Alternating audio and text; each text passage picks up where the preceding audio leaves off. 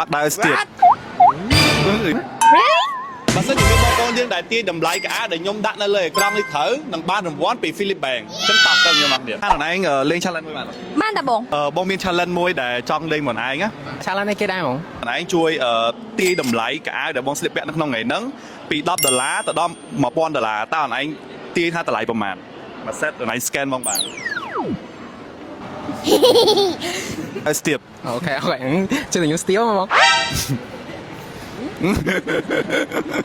អឺអី225អត់Yeah 225បកាទាញណា Really បកាណាខុសហើយ sorry អរគុណច្រើនអូនអរគុណ370ហង7 307ចាបើអូនខុសហើយ180 180ហុងនិយាយលេងឯងច្បាស់អត់ច្បាស់100%បាទអត់ទៅអរគុណច្រើនអូ$60 $60 200 Yes អត់ចិត្តត្រូវសាក់ទៀងនោះទេមើល250លេងម៉ា250ច្បាស់អត់ច្បាស់មែនយេទីពលផុសរវ៉ាន់អ្នកទាញទៅហើយគឺតម្លៃ outfit របស់ខ្ញុំមកទុកខ្លួនហ្នឹងគឺតម្លៃ$250ចូលរួមសោកស្ដាយអូនបងមានកាដូពី Philip Bank ជូនទៅដល់ណែបាទថ្លៃអត់ទៀតអូឡើងជូនហ្មងទឹកហើយនឹងឆាត់ជូនណែដែរឥឡូវគឺយើងរកបានអ្នកដែលឈ្នះហើយណាអញ្ចឹងយើងចង់ដឹងថាតើតម្លៃដែលខ្ញុំចំណាយទៅលើកាអាថ្ងៃហ្នឹងខ្ញុំជាម្នាក់ដែលសំចៃឬមួយក៏ជាម្នាក់ដែល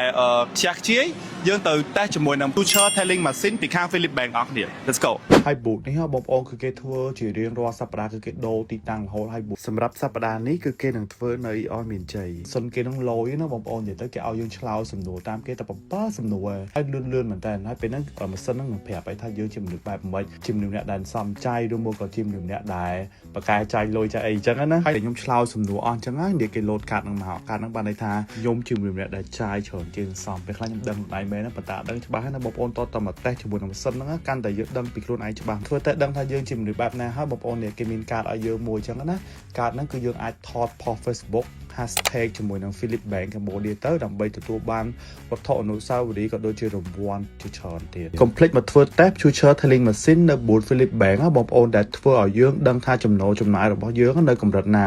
ហើយក៏មានឱកាសឈ្នះ giveaway និងវត្ថុអនុស្សាវរីយ៍ជាច្រើនទៀតណាព័ត៌មានបន្ថែមសូមកុំភ្លេចតាមដាន page Facebook របស់ Philip Bank Cambodia បាក់ដើរស្ទៀត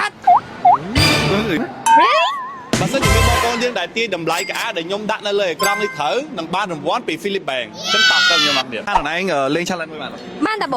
ងមាន challenge មួយដែលចង់លេងខ្លួនឯងណា challenge នេះគេដែរហ្មងខ្លួនឯងជួយទាញតម្លៃកាដែលបងស្លៀកពាក់នៅក្នុងថ្ងៃហ្នឹងពី$10ទៅដល់$1000តើខ្លួនឯង